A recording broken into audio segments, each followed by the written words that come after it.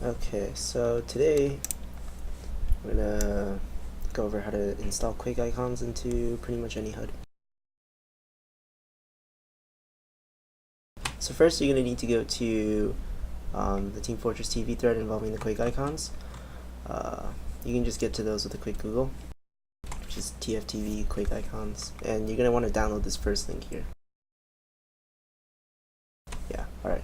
And when you open it up, it's gonna present you with the materials and scripts folder. And if you go to your HUD folders, then you'll notice that you also have a materials and script folder, so you can just drag these two folders directly into your HUD. And I've already done so here, so I'm going to skip that.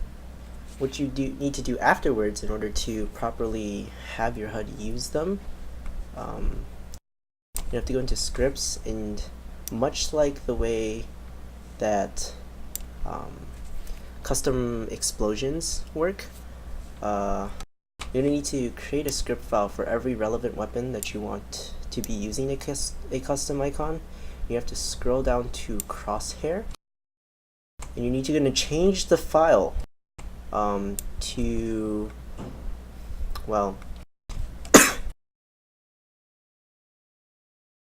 you need to change the file to basically the path where all the icons are. Luckily for us, the download that you find on TF2 already does so for you.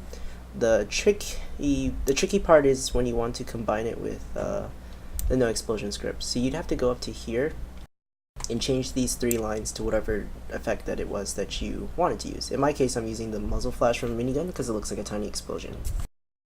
Alright, so you'd have to do that for pretty much every weapon. So in the case of the rocket launcher, use the rockets. Now, what that does is when you have crosshair set to 1 in your console in TF2, what that does is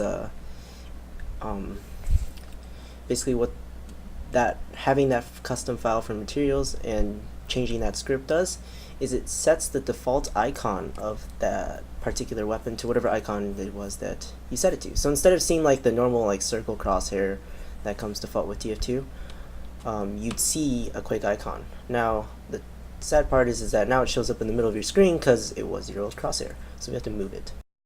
So you go to resources, or no wait, that's not true. You're going to go to, probably in scripts, you're going to go to wherever your HUD layout.res is. I'm going to Control F for HUD crosshair, right here. And you need to add or change, depending on whether or not your HUD already has the two values, X pose and Y pose. And in my case, you're going to want to, I wanted to keep the X location centered, so that's right at 0. And 0, 0 would be where it is by default. So I believe, so you just play around the values. I found that increasing the Y value lowered the crosshair on the screen. So this is where you can set the actual location of your HUD crosshair, which we've changed to Quake Icons. So yeah, X pose and Y pose. So that's in HUD layout.res. And I believe that is it. The other relevant things that you'd have to care about are like